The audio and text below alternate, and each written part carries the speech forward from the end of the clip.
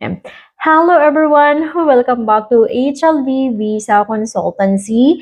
In base sa aking background, nag-iba na siya.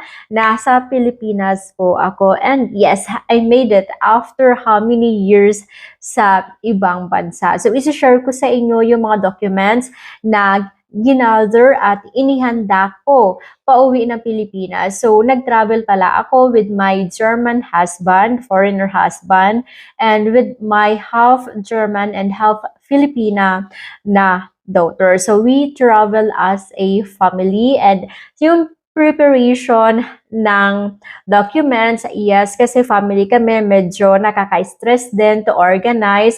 Very smooth yung travel namin.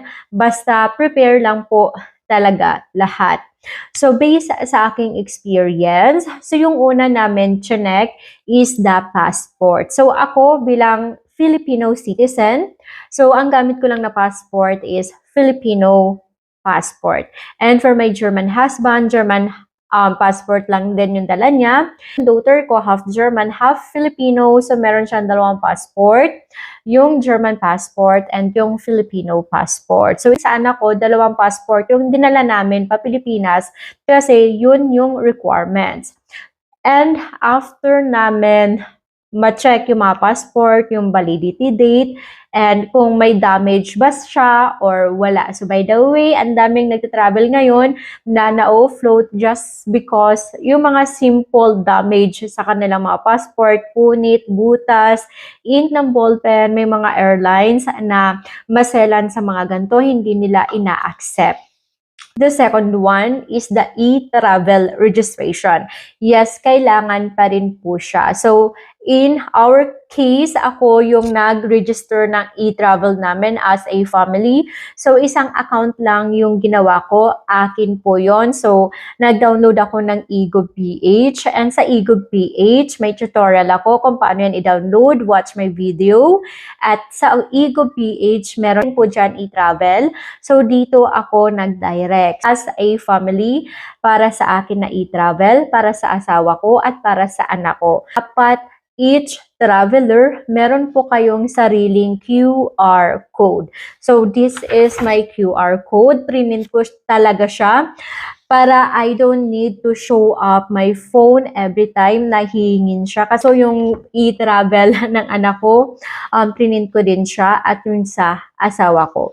Ayan, so prepare po yung nakaprint na ganito. Kasi if I have it in my phone, pwede naman siya na isa-save lang sa cellphone, tapos ipapakita. But the problem is, kapag magbubukas ng bag, magsasarado, ayan, baka makalimutan ko where I put my phone and then mawala siya. Dito ko siya nilagay sa isang folder. Ayan, lahat ng documents namin nandito. Para ito lang yung hawak-hawak ko at kapag may hinanap, ito lang yung aking bubuksan. So, napaka-comfortable kapag may sariling organizer. Na-register ako sa e-travel 72 hours before our flight. And about sa custom declaration, syempre, ang daming pasalubong na dala-dala. By the way, hindi ko na yun na-picturean. Nakalimutan ko picturean, but I have one luggage of chocolate. Yes po. As in, isang luggage siya. And yung tanong, if I declare those chocolates or not. So, sa side ko, hindi ko po siya dineclare. I registered sa e-travel. Sa custom declaration, wala akong dineclare anything about my luggage. Kasi, ang reason ko is, kung may bago man sa aking luggage, those are just 2 pieces or 3 and pampasalubong lang. So, ginawa ko, tinanggalan ko siya ng tag price para hindi siya ma-question man siya ng custom, hindi siya magmumukhang bago or for retail, for sale kasi wala siyang mga tag price.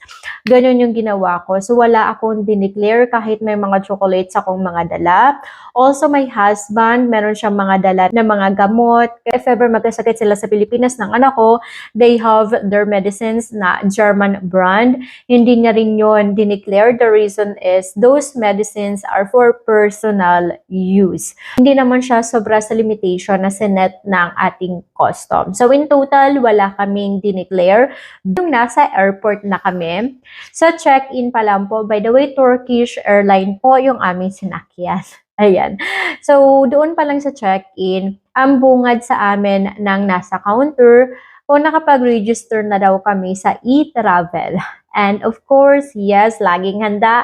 Pinakita ko yung printed namin na e-travel. And okay kami agad. So, kinilo yung aming mga bagahe, tapos yung hand-carry, yung check-in. And then, go na kami sa immigration. So, pagdating sa immigration, ang requirement sa akin ng German immigration para makalabas ng airport is my passport and yung aking residence permit. So, if you have residence permit po sa ibang bansa, huwag nyo po yan kakalimutan na dalhin pauwi ng Pilipinas. So, hinanap nila yung aking passport and the residence permit. Yung asawa kong German, passport lang sa kanya. And yung sa anak kong half German, half Filipina, ang ginamit namin na passport papalabas ng Germany is the German passport. I-stop over namin sa Turkey. So, ginamit ng passport ng anak ko is yung kanyang Filipino passport kasi papunta na kaming Pilipinas. Sa akin naman, yung passport ko na Filipino din. And yung sa asawa ko is yung German. So, by the way, sa stopover, wala naman kayo ditong poproblemahin, no? Kasi wala naman na ditong custom, wala man ditong immigration interview. So, ang hahanapin nyo lang dito is the stopover ng airlines, yung gate ninyo, or yung boarding gate ninyo.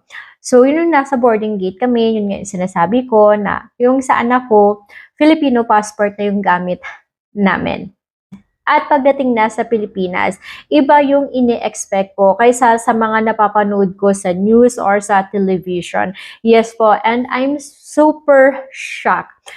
Kasi I see it through my eyes na iba yung napanood ko about sa e-gates, yung electronic gates. So sabi daw lahat ng Filipino, dapat sa e-gates na po pipila.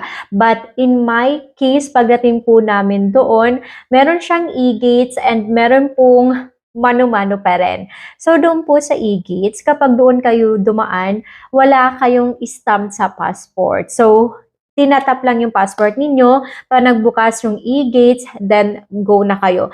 Pero kapag doon kayo sa mano-mano or sa counter immigration pumila, then you will still have your stamp.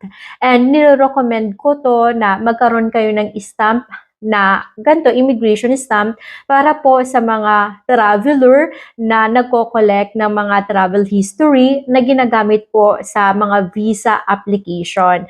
Kasi one of the requirements then for visa application is yung mga immigration stamp na katibayan na ikaw ay nakapag-travel na internationally and you have at bumalik ka ng Pilipinas sa takdang oras, you don't violate any immigration sa Pilipinas man or sa ibang bansa. So this is my immigration stamp. So mas pinili ko kasing pumila doon sa counter ng immigration. Based sa aking observation, yung gumamit ng mga e-gates, mas lalong natagalan sila.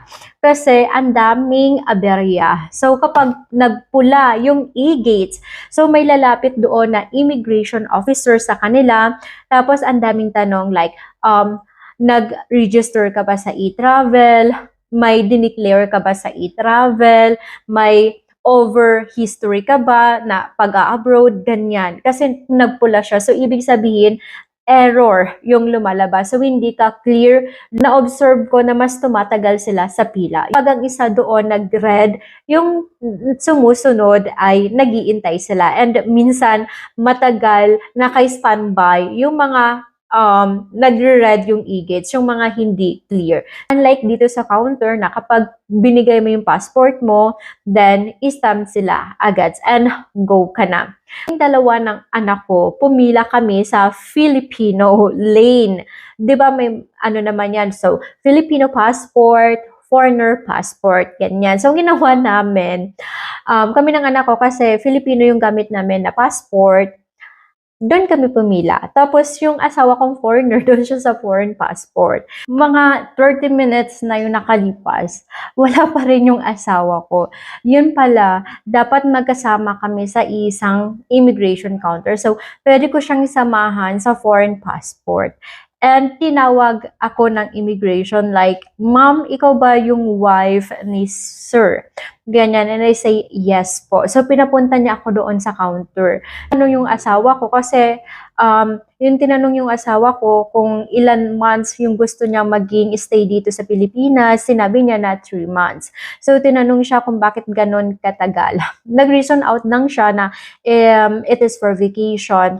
Then, to prove na pwede siya mag-stay sa Pilipinas for 3 months, hinanapan kami ng marriage certificate. And luckily, meron ako sa aking magic folder. Ayan, so importante talaga that if you travel as a family, dapat meron kayong mga dala-dalang marriage certificate, birth certificates. Nakita ko yung aming marriage certificate from PSA. So satisfied naman doon yung immigration and binigyan siya ng 1-year visa. And pasalamat kami kasi ang expected ko, 1 month lang siya pwede mag-stay dito sa Pilipinas. And dapat mag-apply kami ng extension ng visa niya para makapag-extend siya ng stay up to 3 months. But the immigration stamped 1-year visa para sa asawa ko. So, hindi na namin kailangan pa mag-apply ng extension. And super happy yung asawa ko about doon sa kanyang 1-year stay dito sa Pilipinas.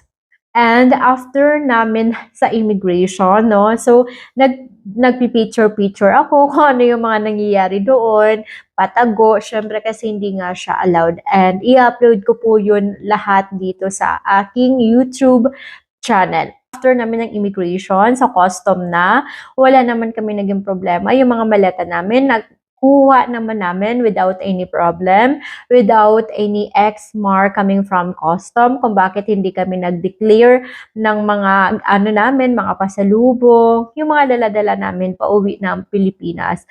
So I will rate my journey from Germany to Philippines 11 out of 10.